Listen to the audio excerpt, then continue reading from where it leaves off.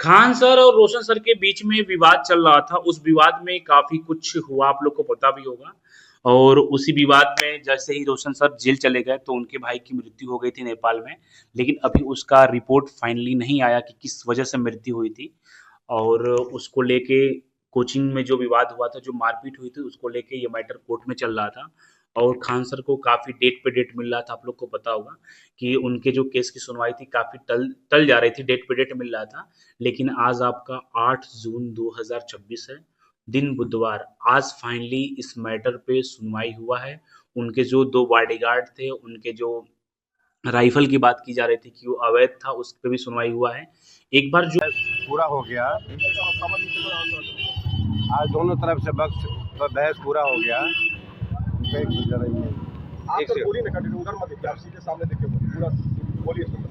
आज दोनों पक्ष से बहस पूरा हो गया।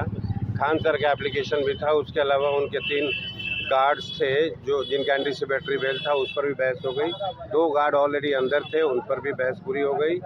और कोर्ट ने हर बात को, हर चीज़ को क्वेरी करके अब इसको ऑर्डर के लिए रिजर्व कर दिया। 10 तारीख को ऑर्डर के लिए रिजर्व हो गया। क्या लग रहा है संभावना? 10 तारीख को देखिए, दोनों पक्ष अपनी अपनी बातों को रख दिया कोर्ट के सामने। अब माननीय न्यायाधीश की विवेचना की बात है, कोर्ट डिसाइड करेगी, हम लोग इस पर कुछ नहीं कह सकते। लाइसेंस को लेकर के बात उठ रही थी कि जो हथियार का उपयोग हुआ वो कोई मंशा नहीं थी, एक सुरक्षा के। बिल्कुल ठीक बात है, वो तो सिक्योरिटी गार्ड्स थे, एजेंसी द्वारा वहाँ प्रोवाइडेड किए गए थे। और उनका तो काम था प्राइवेट डिफेंस में चीज़ों को देखना, और इससे खान सर का कोई रिलेशन नहीं था। और खान सर ने हर एक स्टेज पर इन्वेस्टिगेटिंग एजेंसी को कोऑपरेट किया, प्रोसिक्यूशन को कोऑपरेट किया। उनके तरफ से किसी तरह का कोई डिफ़ॉल्ट नहीं था। और इसी उम्मीद से हम लोग आज हर तरह की जो क्वेरी कोर्ट से रेज की गई पूरी हो गई। और 10 तारीख को इस पर फैसला आ जाएगा। क्या संभावना लग रही है? कुछ संभावना अभी मैं आपको कोर्ट के निर्णय आने से पहले नहीं बता। लाइसेंस को लेकर के सवाल खड़े हो रहे थे कि लाइसेंस जो है किस स्टेट का है, उस पर क्या कुछ बात है? देखिए, लाइसेंस तो वैलिड लाइसेंस है, पुलिस भी मानती है, हम सब मानते हैं। उनका जो ट्रैवल करने का परमिशन था उसमें थोड़ी त्रुटियां थी, तो उसका भी रिपेयर होने का और उसका रिन्यू होने का प्रावधान है।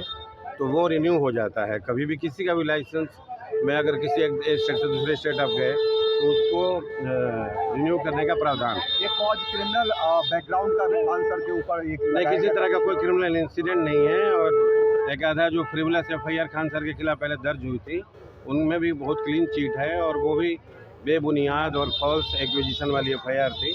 ये बात कोर्ट को बता दी। परिचय अपना नाम से बता दें। मेरा नाम मुरारी तिवारी हुआ, former chairman bar council of Delhi. 10 तारीख को सुनवाई है। 10 तारीख को फाइनली एक चीज तो क्लियर हो गया सुनवाई नहीं होगी, ऑर्डर कि है। जो आपका अब रिजल्ट बाकी है, रिजल्ट अभी नहीं आया है। आज सुनवाई कंप्लीट हो चुकी है। दोनों पक्ष को वकीलों के द्वारा बताया जा रहा था कि दोनों पक्ष को शांतिपूर्वक सुना गया था। अब जज साहब निर्णय अभी नहीं दिए हैं, वो निर्णय को सुरक्षित रखे हैं। वो निर्णय जो आप लोग का आएगा वो 10 जून 2026 को आएगा। और अभी कुछ कंफर्म नहीं है कि क्या खान सर जेल जाएंगे, क्या उनको जमानत मिलेगा कि नहीं मिलेगा, इस पे क्या रिजल्ट आएगा, ये भी किसी को नहीं पता है। वकील के द्वारा कहना ये था कि हमने, मेरा जो काम था मैंने कर दिया है। अब जज साहब क्या रिजल्ट निर्णय देते हैं, क्या नहीं देते, वो मेरे हाथ में नहीं है। तो फाइनली ये चीज तो कंफर्म हुआ है कि जो डेट पे डेट मिल रहा था वो फाइनली वो कंप्लीट हो चुका है। अब कोई इशू नहीं है। अब आपको क्या है कि 10 जून 2026, 10 जून को इस मैटर पे फाइनली रिजल्ट आ जाएगा। क्या उनके बॉडीगार्ड जेल में रहेंगे, क्या उनके बॉडीगार्ड बाहर आएंगे कि नहीं आएंगे, क्या खान सर जेल जाएंगे, जो भी आपका सवाल है, जो मेरा सवाल है, सबका सवाल है, उसका जवाब 10 तारीख को फाइनली मिल जाएगा। अभी कुछ कहना उचित नहीं है, क्या होगा क्या नहीं होगा ये किसी को नहीं पता है। लेकिन इस बीच में जो विवाद हुआ, इस बीच में खान सर को काफी ज्यादा ट्रोल भी किया गया, हर तरीके से ट्रोल किया गया। जो उनके मित्र थे, जो उनके दोस्त थे, उन्होंने भी बहुत काफी ट्रोल किया। और आप लोग को पता होगा कि जो काफी अभिनय सर हो गए, अंकित सर हो गए, राकेश यादव सर हो गए, फिर विपिन सर हो गए, तो उनके द्वारा भी बहुत ज्यादा ट्रोल किया गया। मैं मानता हूँ कि खान सर कुछ जगह गलत होंगे, मैं ये नहीं कह रहा हूँ कि वो 100% सही होंगे। मैं बार बार इस बात को इसलिए कहता हूँ कि आप लोग को भी समझना चाहिए। आप बताओ कि 2023 में ये मैटर, जब जो भी लोग ट्रोल करते हैं, ये एक अलग मैटर है कि जो उनका रोशन सर के भाई का मृत्यु हो गया, उस तो एक गलत हो उनके साथ, वो नहीं होना चाहिए था। उस मैटर को अगर हम साइड कर दें, उस मैटर को अगर हम साइड कर दें, तो यहाँ से एक बात हमें सीखने को मिलेगा। आप बताओ कि 2023 में, जो कि विपिन सर भी कहे हैं, अभिनय सर भी बोलते हैं, राकेश सर, अंकित अवस्थी, सब लोगों ने इस बात को बोला है कि 200 रुपए का बैच बेचते हैं, ये है वो है। आप सभी को पता होगा कि वो 2023 में गए थे। कहाँ पे गए थे? 2023 में कपिल शर्मा में गए थे। उसके बाद से आपका केबीसी में गए थे। फिर शुभंकर मिश्रा का जो पॉडकास्ट हुआ था, आप लोग जाके वहां पे देख भी सकते हैं।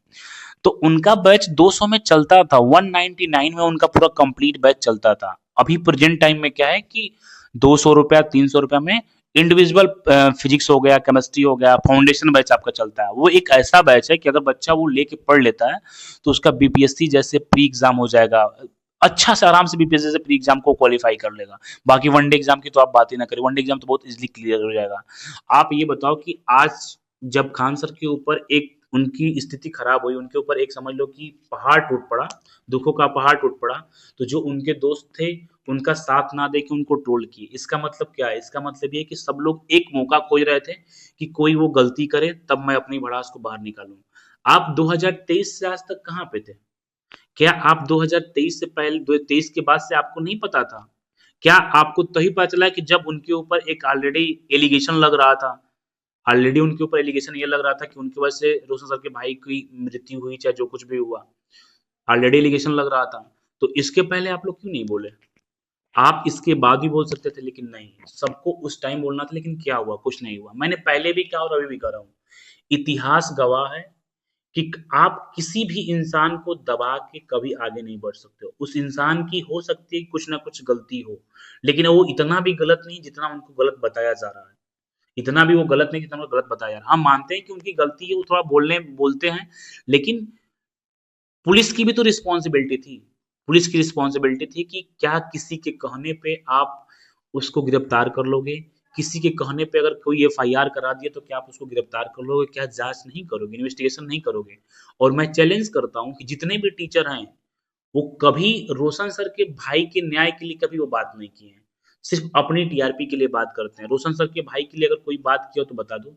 कोई एक सिंगल टीचर आप मुझे बताना जो ये कहा हो अपने यूट्यूब चैनल पे। मीडिया में तो बहुत अफवाहें चलती है। कोई सिंगल टीचर जो बड़े बड़े प्लेटफॉर्म के टीचर हो, चाहे एसके झा सर हो, चाहे विपिन सर हो, ये लोग बिहार के हैं, और बाकी अभिनय सर हो, अंकित सर हो, कोई कोई सिंगल टीचर कभी आपको ये बोला कि जो रोशन सर भाई की मृत्यु हुई थी उसमें पुलिस प्रशासन की गलती है? किसी को देखते बोलते हो आप नहीं देखोगे अपने चैनल पे।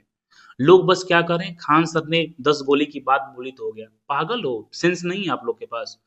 मान लो अगर खान सर ने बोल दिया कि मेरे आंख के सामने 10 गोली चली, चलो मानते हैं, चलो उन्होंने बोला, तो जब एफआईआर हुआ तो क्या उसमें मेंशन था? नहीं मेंशन था, मेंशन नहीं था वो चीजें।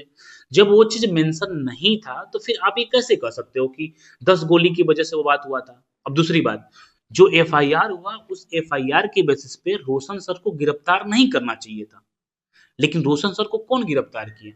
खान सर गिरफ्तार किए थे। खान सर कहने गिरफ्तार किए थे। अगर खान सर के कहने पे गिरफ्तारी हुई थी और खान सर के कहने पे प्रशासन चल रहा है तो उनको अपना केस हैंडल करने में तो 1 महीना लग गया। 1 महीना से वो अपना मैटर सॉल्व नहीं कर पा रहे हैं। इतना उनके पास पावर होता तो अपना मैटर वो सॉल्व ना कर लेते। उनको अपना मैटर सॉल्व करने में 1 महीना लग गया। अभी भी कुछ कंफर्म नहीं है कि क्या रिजल्ट आएगा, लेकिन किसी के ऊपर आप एलिगेशन इस तरीके से लगा दे रहे हो। उसमें देखो पूरी गलती पुलिस प्रशासन की है। रोशन सर को गिरफ्तार क्यों किया गया, इसका जवाब पुलिस प्रशासन दे। क्या उस एफआईआर, झूठी एफआईआर के बेसिस पे गिरफ्तार करना उचित था? इसका जवाब प्रशासन दे।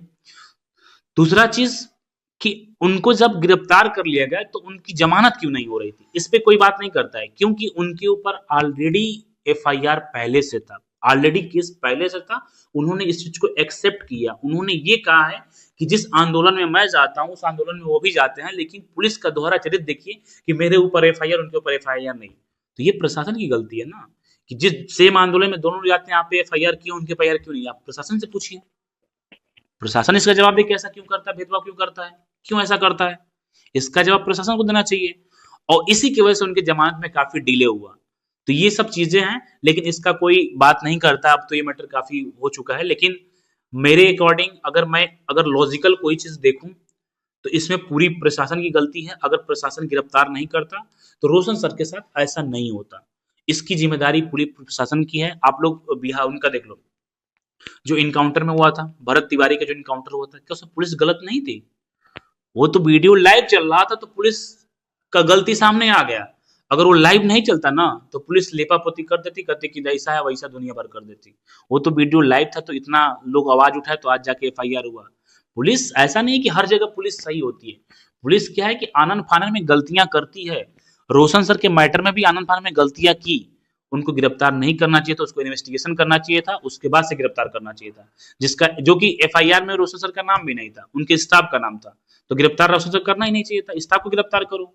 अगर किसी मान लो कि हमारा कोई स्टाफ है कहीं लड़ाई कर लेता है तो हमारी जिम्मेदारी थोड़ी नहीं है, कहीं मर्डर कटम से क्या मतलब है। आप उसको पकड़ो, उसको पूछो कैसे क्यों किया गया है। लेकिन नहीं, सब लोग एक इंसान को टारगेट करेंगे, खान सर गलत हैं, खान सर गलत हैं, खान सर ने 200 का बैच बेचा। आज तक कहाँ थे आप लोग जब 200 का बैच बेच रहे थे? तो आज तक तो कोई आवाज नहीं उठा रहा था, आज तक तो कोई बोल नहीं रहा था। अब जब इंसान ऑलरेडी एक बुरे उसका बुरा वक्त चल रहा है तो लोग दबाने की कोशिश कर रहे हैं, ऐसा कभी नहीं होगा। मैं पहले भी कहूँ और अभी भी कह रहा हूँ कि आप किसी को दबा के कभी आगे नहीं बढ़ सकते हो। आप खुद मेहनत करो, अपनी मेहनत के दम पे आप आगे बढ़ सकते हो, ऊंचाइयों को छू सकते हो, लेकिन किसी की बुराई करके, किसी को दबा के आप आगे नहीं बढ़ सकते हो। हर इंसान के अंदर कुछ ना कुछ कमी है, कोई भी इंसान परफेक्ट नहीं है। खान सर के द्वारा भी बहुत सारी गलतियां हैं, उनको सुधार करना चाहिए और उसका जवाब भी देना चाहिए। बाकी 10 जून को इंतजार रहेगा, देखिए क्या होता है, कैसे होता है।